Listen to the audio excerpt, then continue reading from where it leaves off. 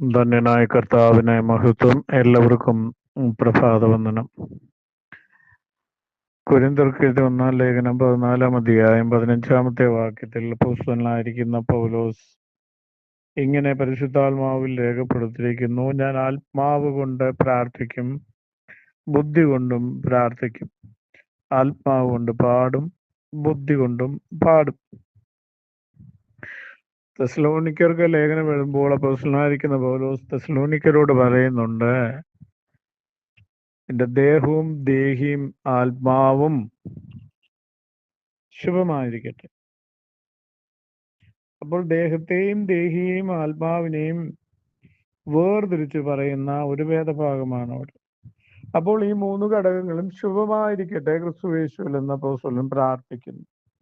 അപ്പോൾ ഇവിടെ കൊരിന്ത്യ ലേഖനത്തിൽ ഒന്നാം പുസ്തകത്തിലെ അപ്പോസ്തലനായ പൗലോസ് പറയുന്നത്, ഞാൻ ആത്മാവ് കൊണ്ട് പ്രാർത്ഥിക്കും, ഞാൻ ആത്മാവ് കൊണ്ട് പാടും. എന്താണ് ഇവിടെ രേഖപ്പെടുത്തിയിരിക്കുന്നത്? പല ദൈവമക്കൾക്കും അതിനെക്കുറിച്ച് വേണ്ട വിധത്തിലുള്ള ഒരു അറിവ് ആ ഭാഗം പഠിക്കുമ്പോൾ ഉണ്ടോ എന്നെനിക്ക് പലപ്പോഴും സംശയം തോന്നുന്നു.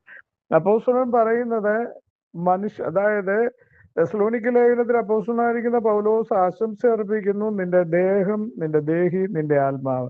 ഇവിടെ അപ്പോസ്തലൻ പറയുന്നത് ഞാൻ ആത്മാവ് കൊണ്ട് പ്രാർത്ഥിക്കുമെന്ന് പറയുന്നത് മനുഷ്യാത്മാവിനെയാണ് അവിടെ കുറിക്കുന്നത്. ഇത് നമ്മൾ ഇംഗ്ലീഷ് ബൈബിൾ വായിക്കുമ്പോൾ കൂടുതൽ വ്യക്തമാകുവാൻ അതിന് ഞാനൊരു ഉദാഹരണം നിങ്ങളുടെ മുമ്പിൽ പ്രസന്റ് ചെയ്യാം.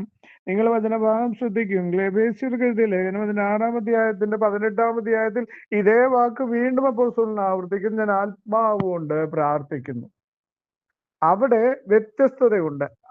അവിടെ അപ്പോസ്തലനായിരിക്കുന്ന പൗലോസ് രേഖപ്പെടുത്തുന്ന പരിശുദ്ധാത്മാവിൽ പ്രാർത്ഥിക്കുന്നത്. മലയാളം ബൈബിൾ വായിക്കുമ്പോൾ നമുക്ക് ഈ ആത്മാവെന്ന് രേഖപ്പെടുത്തുമ്പോൾ മനുഷ്യാത്മാവുമുണ്ട്, ദൈവത്തിന്റെ പരിശുദ്ധാത്മാവുമുണ്ട്.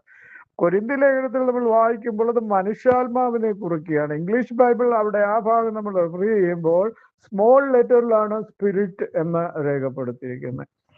എന്നാൽ എഫേസ്യ ലേഖനം 6 അധ്യായം 18 വാക്യം വായിക്കുമ്പോൾ അവിടെ സ്പിരിറ്റ് എന്ന് എഴുതിയിരിക്കുന്നത് അത് ക്യാപിറ്റൽ ലെറ്റർ ആണ്. അതിനർത്ഥം അതൊരു നൗണാണ്. എന്ന് പറഞ്ഞാൽ ദൈവത്തിന്റെ പരിശുദ്ധാത്മാവിനെ കുറിക്കുകയാണ്. അപ്പോൾ പരിശുദ്ധാത്മാവിൽ പ്രാർത്ഥിക്കുന്നു, മനുഷ്യാത്മാവിൽ എങ്ങനെയാണ് മനുഷ്യാത്മാവിൽ പ്രാർത്ഥിക്കുന്നത്? അത് 1 ശമൂവേലിന്റെ പുസ്തകത്തിന്റെ ആരംഭഭാഗങ്ങളിലേക്ക് ഉണ്ട്. ഹന്ന പ്രാർത്ഥിച്ചത് ഇവിടെ തിരുവചനം നമുക്ക് വ്യക്തമാക്കുന്നു. ആത്മാവ് താനും ഉച്ചരിച്ചുകൂടാത്ത നിരക്കിൽ എന്ന് പറഞ്ഞാൽ മനുഷ്യന്റെ ആത്മാവിനെ ഉച്ചരിക്കുവാൻ കഴിയുന്നില്ല. അത് ആത്മാവാണ്, അതൊരു ശരീരത്തിൽ വസിക്കുന്ന ഒരു ആത്മാവാണ്. ശരീരത്തിലുള്ള നാവിന് മാത്രമേ എന്തു ചെയ്യുവാൻ കഴിയുള്ളൂ? ശബ്ദം പുറത്തു കൊണ്ടുവരുവാൻ കഴിയുള്ളൂ. പക്ഷെ ഇവിടെ ആത്മാവ് ഉച്ചരിച്ചുകൂടാത്ത ഞരക്കങ്ങളിൽ തന്റെ സങ്കടങ്ങൾ ബോധിപ്പിക്കും. അതാണ് ഹന്നയും ഏലിയും തമ്മിലുള്ള വിഷയം. ആലയത്തിൽ തന്റെ ദുഃഖം പറയുവാൻ തന്റെ നാവ് കൊണ്ട്, തന്റെ ദേഹത്തിന്റെ അവയമായിരിക്കുന്ന നാവ് കൊണ്ട് തന്റെ ദുഃഖം പറയുവാൻ കഴിയാതിരിക്കുന്ന ഹന്നയുടെ ആത്മാവ് ഞരക്കങ്ങളിൽ കൂടി തന്റെ സങ്കടം ദൈവസന്നിധിയിൽ ബോധിപ്പിക്കുക. അത് തന്നെയാണ് അപ്പോസ്തലൻ ഇവിടെ പറഞ്ഞിരിക്കുന്നത്. ഞാൻ ആത്മാവ് കൊണ്ട് പ്രാർത്ഥിക്കും, ഞാൻ ആത്മാവ് കൊണ്ട് പാടുകയും ചെയ്യും.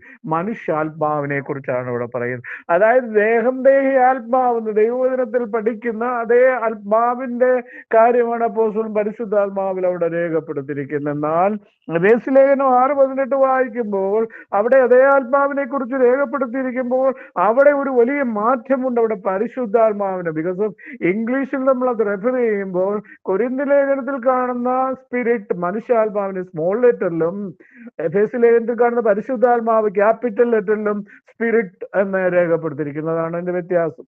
അത് നമ്മൾ മനസ്സിലാക്കണം. അപ്പോൾ ഇവിടെ ഹന്ന തന്റെ ആത്മാവിൽ ഉച്ചരിച്ചുകൂടാത്ത ഞരക്കങ്ങളിൽ നിന്ന്, അപ്പോൾ ആത്മാവിൽ പ്രാർത്ഥിച്ചാലും പാടിയാലും ആരുകയൊക്കെ സങ്കടം സഹിക്കാതെ വരുമ്പോൾ മനുഷ്യന്റെ ശരീരം ബലഹീനമാകും, മനുഷ്യന്റെ മനസ്സ് ബലഹീനമാകുമ്പോൾ അവർക്ക് ഉച്ചരിച്ചുകൂടുവാൻ കഴിയാത്ത സങ്കടങ്ങൾ ആത്മാവിനോട്, ദൈവത്തോട് പറയുകയാണ്. ആലയത്തിലായാലും ഭവനത്തിലായാലും എവിടെയായാലും ദൈവത്തിന്റെ വയതിലെ നിന്റെ ആത്മാവിരുന്ന് ഞരങ്ങും, നിന്റെ ആത്മാവ് സങ്കടത്തിൽ അതാണ് സങ്കീർത്തനക്കാരൻ ദാവീദ് പറഞ്ഞത്, പ്രാവ് പോലെ എന്റെ ഉള്ളം കുറുകി കുറുകി കുറുകി ഞരങ്ങിയിരിക്കും, വീട്ടിൽ മുകളിൽ തനിച്ചിരിക്കുന്ന വേവൽ പക്ഷിയെ പോലെ.